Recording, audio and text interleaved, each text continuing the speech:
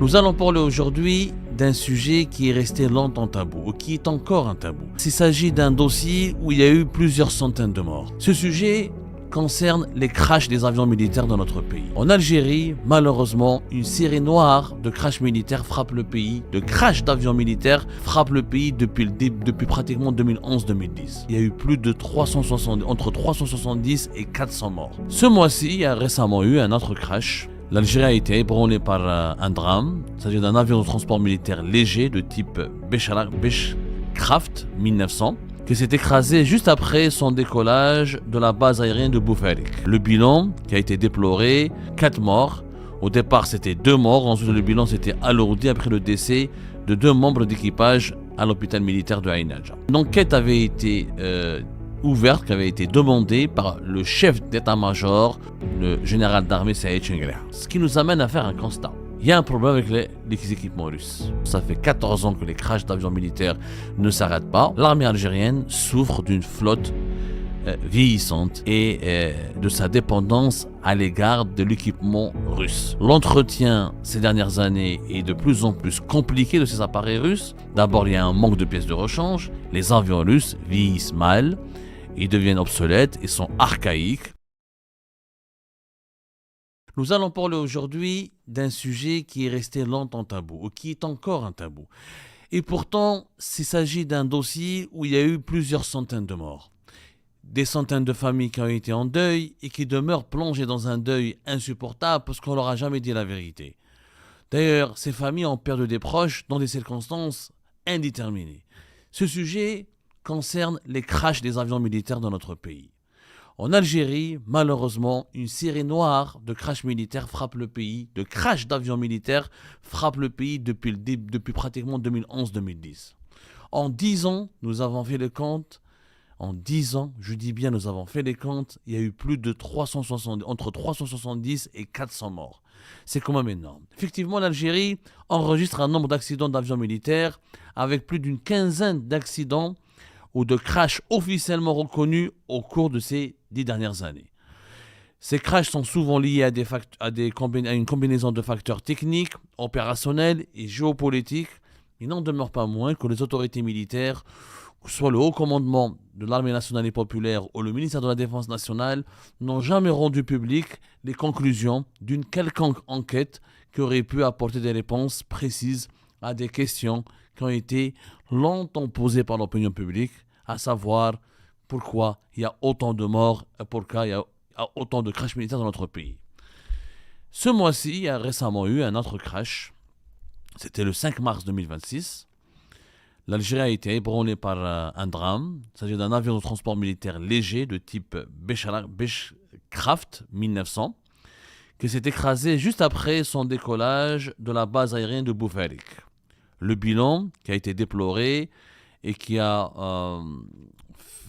été communiqué par les autorités officielles, 4 morts. Au départ, c'était 2 morts. Ensuite, le bilan s'était alourdi après le décès de 2 membres d'équipage à l'hôpital militaire de Ain Nadja. Les circonstances de ce drame n'ont pas été encore élucidées. Tout ce qu'on sait, c'est que l'appareil de l'aviation militaire algérienne effectuait une mission de liaison et qu'une enquête avait été ouverte, qui avait été demandée par le chef d'état-major de l'armée nationale et populaire, le général d'armée Saïd Chengreh. Ce dernier, d'ailleurs, il s'est déplacé lui-même à l'hôpital pour s'enquérir de l'état de santé des blessés, etc. Et pour essayer de comprendre ce qui s'est passé réellement avant et après ce crash. Ce crash, 4 morts, c'est pratiquement l'un des bilans les plus insignifiants, voire même malheureusement un bilan dérisoire par rapport à ce que l'Algérie a connu. Nous allons vous montrer maintenant un tableau qui est éloquent, que vous allez voir à l'écran. Ce tableau, il retrace l'ensemble des crashs militaires ou des crashs des avions militaires que le pays a connus depuis pratiquement 2012. Nous avons remonté jusqu'à l'année 2012 pour vous montrer ou pour essayer de vous retracer l'ensemble de ces crashs qui ont frappé l'Algérie de plein fouet et qui ont provoqué encore une fois un débat national Un débat qui n'a jamais été clos, auquel auquel le haut commandement militaire n'a jamais voulu participer, parce qu'il n'y a jamais eu de transparence, encore une fois, et jamais eu de rigueur. On a commencé depuis novembre 2012 jusqu'au dernier crash qui a été recensé, qui a été annoncé et communiqué par les autorités militaires algériennes au 5 mars 2026. Donc de 2012 à 2026, ça fait 14 ans. Donc c'est une séquence de 14 longues années. Les crashs les plus... Alors, si on commence par les derniers crashs qui ont été recensés, il y a eu en février 2024, crash d'un hélicoptère Mi-171 à l'Ataf, à Indefla, durant un vol d'entraînement, causant la mort de 3 membres d'équipage. Auparavant, janvier 2023, on va commencer par les crashs les plus récents, un autre hélicoptère du même type, Mi-117, s'écrase dans la même région, à Indefla, tuant également 3 militaires. En décembre 2020, un autre crash d'un hélicoptère de recherche et de sauvetage, MS-25 Merlin, au large de la wilaya de Tipaza, 3 morts. Et puis le plus grand crash d'avion militaire, le drame absolu, on va dire plutôt la tragédie qui a longtemps secoué l'Algérie et qui va, je pense, va rester marqué en lettres ensanglantées dans la mémoire de la population algérienne et dans la mémoire collective du pays, c'est le crash de 2018. D'ailleurs, on parle du traumatisme de 2018. Il s'agit du crash le plus meurtrier de l'histoire du pays. C'est celui du 11 avril 2018 où un avion de transport militaire, un gros porteur, l'avion russe Ilyushin 276, qui s'était écrasé juste après son décollage de l'aéroport militaire de Blida. Ilyushin. Le bilan était macabre. Pour le moment, aucun crash d'avion militaire n'a fait pire dans l'histoire de l'Algérie. 257 morts ont été recensés, déplorés et pleurés à l'époque, majoritairement des militaires et leurs familles, des civils, des militaires qui ont été accompagnés par leurs enfants et leurs femmes. Ce crash avait marqué les esprits par son ampleur nationale. C'était donc le crash le plus dangereux ou le plus désastreux dans l'histoire du pays, mais il ne fut malheureusement pas le seul. L'autre crash qui avait marqué les esprits était à El Bouaghi. C'était le 11 février 2014. C'est un avion russe encore, le C-130 Hercule. C'est un vol militaire. 77 morts, 1 survivant. Alors, les raisons officielles n'ont jamais été communiquées. Il n'y a jamais eu de conférence de presse tenue par le ministère de la Défense nationale pour dire voilà, par la preuve par A plus B de ce qui s'est passé. Il n'y a pas eu de procès notamment. La justice militaire n'a pas jugé, n'a pas ouvert une enquête judiciaire. Il n'y a pas eu de coupables qui ont été jugés. Il n'y a pas eu d'inculpation. Il n'y a pas eu de négligences qui ont été identifiées. En fait, il n'y a jamais eu de remise en cause, ni d'introspection intérieure, ni vraiment d'investigation de la part de l'institution militaire. Il y a des bribes d'informations qui circulent par des communiqués ou par des articles de presse citant des sources autorisées du ministère de la Défense nationale ou des communiqués officiels du ministère de la Défense nationale. Mais il n'y a jamais eu d'enquête. Pourtant, quand on voit la chronologie, encore une fois, dans ce tableau que nous avons réalisé, quand on voit la chronologie des événements et le nombre impressionnant de crashs militaires durant ces 14 dernières années, plus de 10 ans, et surtout le nombre des morts, on retient quand même plus de 370 morts, ce qui place l'Algérie malheureusement parmi les pays ayant le taux de crash militaire ou de crash d'avions militaires le plus élevé de la région de l'Afrique du Nord et du Moyen-Orient.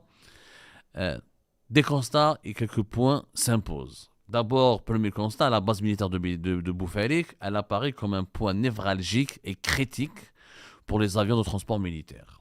Deuxième constat, les hélicoptères Mi-171 de fabrication russe sont les plus fréquemment impliqués dans les accidents récents, dans les crashs récents, notamment depuis 2023, durant l'année 2023 et 2024. Ce qui nous amène à faire un constat. Un constat peut-être auquel on ne peut pas échapper.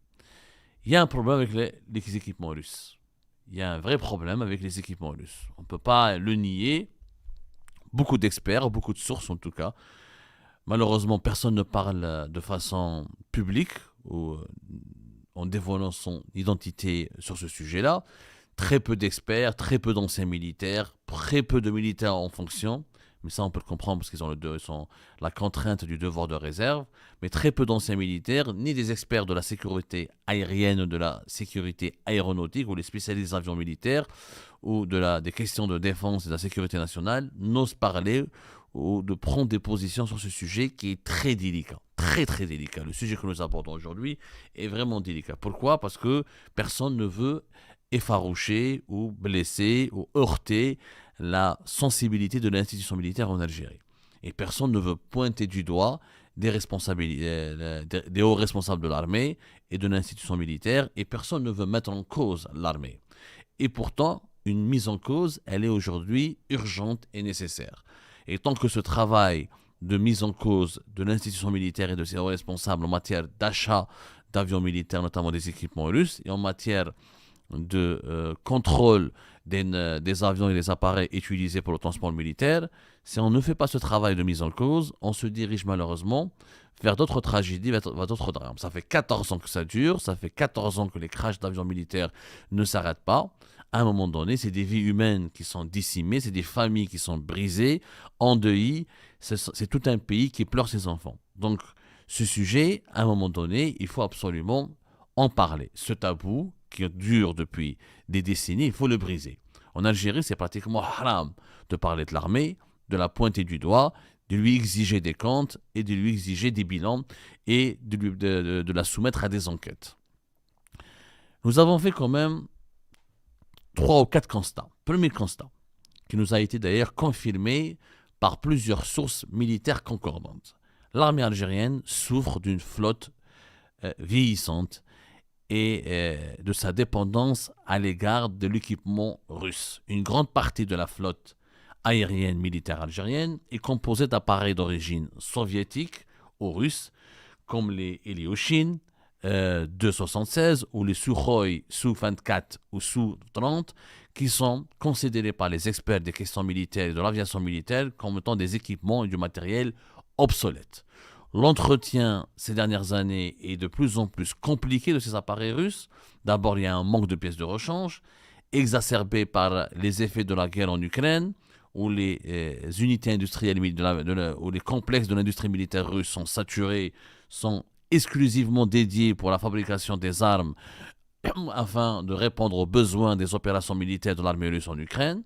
Par ailleurs, il y a certains équipements et certains appareils vieillissants que la Russie ne produit plus, ne fabrique plus et dont les pièces de rechange ne sont plus produites, mais qui sont encore possédées et utilisées par l'Algérie. Donc les problématiques de livraison et la disponibilité des techniciens russes qui avaient l'habitude de venir aussi en Algérie pour former les techniciens de l'armée nationale et populaire et pour aider à la rénovation et aux entretiens des avions militaires, aujourd'hui cause plus que jamais problème, depuis 2022 notamment, depuis la guerre en Ukraine, et bien avant, puisque certains appareils russes étaient obsolètes, mais malgré ça, l'armée algérienne les a gardés. On donne un exemple, le crash de 2018 d'un Ilyushin, fameux Ilyushin 276, qui a fait 257 morts, a été attribué à une possible défaillance moteur et un incendie d'aile. Donc le moteur de l'avion était défaillant et il y avait un incendie qui s'était déclenché au niveau de l'aile.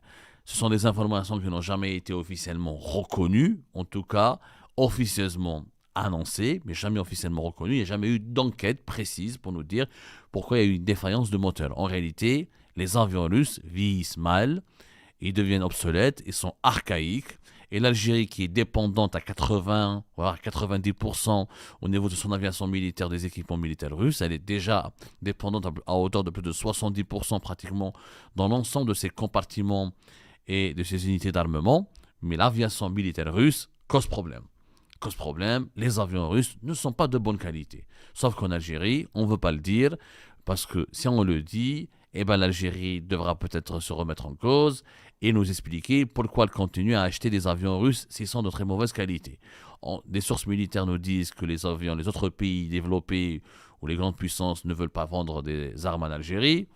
Est-ce que c'est vrai? Est-ce que c'est faux? Dans certains cas, ça peut être vrai pour les armes les plus sophistiquées. Mais est-ce que Airbus, par exemple, Boeing, qui fabrique aussi des avions militaires, ou les Américains, pour certains types d'avions, qui ne sont pas des avions de combat ultra dangereux ou ultra sophistiqués, il s'agit d'avions de transport, de troupes, est-ce que l'Algérie ne devrait pas diversifier ses sources? La question se pose. Et puis, d'autres sources nous donnent des informations encore plus alarmantes. Pourquoi l'armée algérienne veut à tout prix acheter russe? C'est parce que les Russes, quand on négocie avec les Russes, c'est beaucoup plus facile de négocier certains pots de vin. Il y a eu des affaires sur lesquelles nous sommes en train d'enquêter, notamment des avions de chasse comme les MiG-29 par exemple. On est sur un dossier, on est en train de récolter des informations où il y a eu des suspicions de corruption. Il y a en Russie, vous savez, c'est pas les États-Unis d'Amérique, c'est pas la France, c'est pas l'Italie, c'est pas l'Allemagne. C'est un pays très fermé, c'est pas une démocratie, c'est une dictature aussi corrompue. Et la corruption, elle est généralisée. Les compagnies russes sont souvent des complexes publics liés à l'État russe et liés au complexe industriel militaire russe. Et au sein de ces institutions militaires russes, il y a de la mafia, il y a des grands pans de la mafia qui sont représentés. Et souvent, nous avons des sources qui nous l'ont confirmé. Les militaires algériens achètent du matériel qui n'est pas neuf, c'est du matériel rénové. Comme il y a des avions rénovés qui ne sont pas neufs, ou des avions défaillants, des appareils défaillants avec des pièces ou des composants défaillants, mais qui sont malheureusement déclarés lors des transactions officiellement conclues et payées par l'Algérie comme étant du matériel neuf. Sauf quand l'Algérie va réceptionner cet avion militaire russe, il n'est pas neuf, en réalité il est ou rénové, ou c'est un ancien avion accidenté qui a été remis à l'ordre du jour et qui a bénéficié d'une mise à jour qui a été entièrement rénové. Mais il reste, il regorge de défaillances et il ne peut pas, avec quelques années de vieillissement, il peut devenir très dangereux. Malheureusement, comme les contrats d'acquisition d'armes de l'Algérie au niveau avec la Russie ou les gros contrats d'armement entre l'Algérie et la Russie sont totalement opaques, il n'y a aucun contrôle, il n'y a pas de commission de contrôle parlementaire en Algérie, l'armée elle gère ses affaires avec une grande opacité, un manque de transparence totale, je dis bien un manque de transparence totale. Il y a des commissions de marché au sein du ministère de la Défense nationale, mais leur fonctionnement est très opaque et très sombre. Il n'y a aucun contre-pouvoir en Algérie, que ce soit parlementaire ou médiatique, ou même politique, au niveau de la présidence même, qui exige à l'armée des éclaircissements et des éclairages et des rapports détaillés, des bilans détaillés sur les acquisitions d'armes, sur les circonstances et les conditions de négociation, sur les termes des contrats et sur les modalités qui ont été négociées ou les démarches qui ont été entreprises pour acquérir toutes ces armes russes, notamment les avions russes.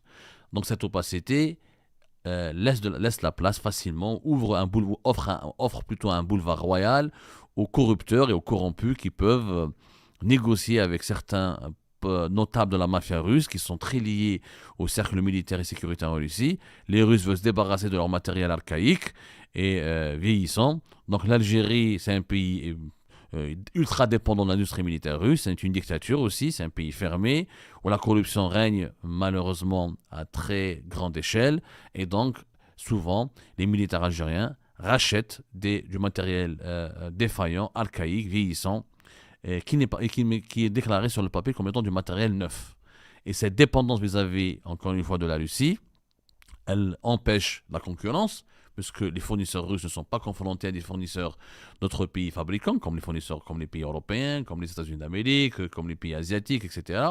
Donc il n'y a pas de concurrence loyale, il y a beaucoup d'opacité, et les négociations sont toujours tenues secrètes, absence encore une fois d'un contre-pouvoir qui exige des comptes et des bilans, et qui peut éplucher ces contrats militaires. Deuxième constat, très important. Le manque d'entretien adéquat et les problèmes institutionnels dont souffre l'armée algérienne. Des analyses indépendantes ont pointé du doigt récemment des défaillances dans la maintenance et les lacunes organisationnelles au sein de l'armée de l'air algérienne. Par exemple, contrairement à d'autres pays comme la Turquie ou la France, l'Algérie ne participe pratiquement jamais ou très peu à des exercices aériens internationaux. Or, ces exercices sont incontournables et névralgiques puisqu'ils permettent de limiter, d'obtenir plutôt le retour d'expérience et d'augmenter les risques, le contrôle des risques lors des vols de routine. Quand les Turcs, les Français ou les Européens, quand ils font beaucoup d'exercices internationaux, c'est pas pour le plaisir, c'est pas pour montrer leurs muscles, c'est pas pour faire des démonstrations clownesques pour faire rire ou pour faire peur. Non, c'est pour tester leur matériel. Le matériel militaire, il se teste. faire des exercices de combat ou des exercices militaires avec plusieurs pays. Ça permet de comparer ses équipements militaires, de comparer ses compétences et de se comparer et d'identifier les insuffisances et les carences. Donc l'Algérie, malheureusement l'armée algérienne, elle n'a pas un retour d'expérience important, donc elle ne contrôle pas les risques qui sont liés à ces vols de routine. Et ça a été une défaillance majeure qui peut expliquer pourquoi il y a beaucoup de crashs d'avions militaires en Algérie. Un chiffre, par exemple, qui explique la relation entre le manque d'implication, le manque de participation, la quasi-non-participation de l'Algérie à des exercices militaires internationaux. Nous avons identifié un chiffre, par exemple, le taux de perte des avions de chasse, les Sukhoi 30, 2,74% sur 73 appareils. C'est énorme. C'est une moyenne très élevée, malgré c'est-à-dire l'Algérie elle a un usage moins intensif que dans d'autres armées. L'Algérie ne fait pas la guerre en ce moment, ne participe pas à des opérations de maintien de paix, ne participe pas à des opérations militaires internationales, elle n'agresse pas, elle ne fait pas partie d'une coalition militaire qui participe à une guerre. Et donc, malgré cela, nous avons presque 3% de 73 appareils des Sukhoi 30 algériens qui ont craché ou qui ont été perdus. C'est quand même inquiétant et très alarmant.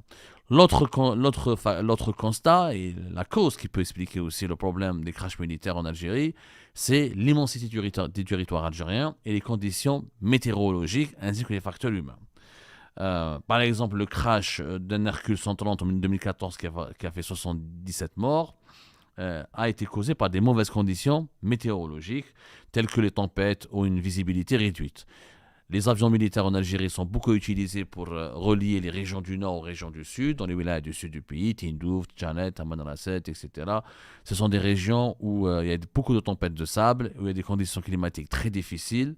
L'Algérie, c'est un pays qui est immense, qui est désertique, et effectivement, on a des conditions météorologiques beaucoup plus difficiles que d'autres pays dans la région. Et ces conditions météorologiques, si on ne s'adapte pas, si on ne les anticipe pas, et si on utilise un matériel ou des avions vieillissants et défaillants, ça peut malheureusement causer rapidement des accidents très dangereux. Il y a aussi des pannes techniques de post-décollage qui sont potentiellement liées aussi à une formation insuffisante du personnel militaire, des pilotes aussi. Bien que les experts connaissant l'armée nationale algérienne rejettent cette dernière hypothèse, mais beaucoup de voix s'élèvent aussi pour dire qu'il y a un manque de formation et qu'il commence à avoir du népotisme dans le moment où ça l'armée nationale et populaire. Il faut avoir un excellent parcours académique pour devenir pilote d'avion de chasse, mais là encore il y a du népotisme, du favoritisme et ça commence à causer des dégâts. Autre constat, le dernier crash a eu lieu pendant le mois du Ramadan, c'était le 5 mars. Pendant le mois du Ramadan, normalement, les pilotes militaires, ça je l'ai confirmé auprès de plusieurs sources concordantes, les pilotes militaires n'ont pas le droit de jeûner, n'ont pas le droit de faire du Ramadan. Le mois de Ramadan est interdit. Quand quelqu'un pilote un avion militaire, soit un avion de chasse, soit un avion de transport, il n'a pas le droit. Le pilote n'a pas le droit de faire un Ramadan. Il n'a pas le droit de jeûner. Sauf qu'auparavant, l'armée nationale algérienne avait des tests de dépistage. Comme par exemple, si un pilote il ment, il dit non, j'ai pas jeûné, on fait des tests sanguins. Et si les tests concluent qu'il ne s'est pas nourri, qu'il a vraiment jeûné, etc., il risque des sanctions disciplinaires. Visiblement, ce dispositif est de moins en moins respecté et de moins en moins appliqué avec rigueur. Donc il est possible que quand un pilote conduit un avion dans des circonstances peut-être des conditions météorologiques difficiles, et s'il ne dispose pas de toutes ses forces mentales et physiques, il peut prendre des mauvaises décisions et ne pas contrôler comme il se doit son appareil. Et ça peut être un gros problème. Mais comme il n'y a pas, encore une fois, de résultats annoncés par les enquêtes menées par les autorités militaires, comme il n'y a pas de transparence, comme il n'y a pas de bilans qui sont rendus à la suite des enquêtes annoncées, donc on n'a aucune vérité, on n'a aucune information concrète et fiable sur ce que l'armée algérienne a découvert ou comment elle a réagi pour corriger ces défaillances. Enfin, la fréquence récente de ces crashs des avions militaires doivent absolument relancer un débat en Algérie sur la nécessité d'imposer plus de transparence et de revoir les fournisseurs peut-être de l'armée nationale et populaire et de rompre avec cette dépendance vis-à-vis de l'industrie militaire russe et des avions militaires russes. Je rappelle qu'en mars 2025, il y a eu déjà un Sukhoi étonnant qui s'est écrasé à Adra, il a fait un mort, et les raisons officielles n'ont jamais été révélées. La récurrence des crashs des avions militaires qui partent de l'aéroport militaire de Boufarik soulève aussi des interrogations. Nous sommes aujourd'hui en 2026, ça fait 15 ans pratiquement que le tabou règne et que personne ne veut le briser, qu'une loi de l'omerta règne au sein de l'institution militaire concernant les crashs des avions militaires. Cette série noire des crashs des avions militaires devrait peut-être nous inciter aujourd'hui à s'élever d'une seule voix pour demander à l'armée nationale et populaire d'arrêter de se comporter comme étant une entité secrète. L'armée n'est pas une entité secrète. Enquêter sur les raisons d'un crash, ce n'est pas une violation de la sécurité nationale. Comprendre les raisons de ces drames qui ont provoqué presque 400 morts en 10 ans, ce n'est pas une violation d'un secret de défense. Et ce n'est pas et dire que l'armée s'est trompée, que certains de ses responsables ont fait des erreurs, ont commis des bêtises et qui sont appelés à s'expliquer, voire même à être jugés, ce n'est pas un manque de respect, ni une insulte à l'armée nationale et populaire. L'armée nationale et populaire est une institution névralgique, sensible, mais elle ne peut pas être sacrée, et on ne peut pas la sacraliser, et on ne peut pas continuer à la considérer comme une institution au-dessus de toutes les lois. Et ben c'est la fin de cette vidéo les amis, je vous remercie comme d'habitude pour avoir suivi jusqu'à la fin.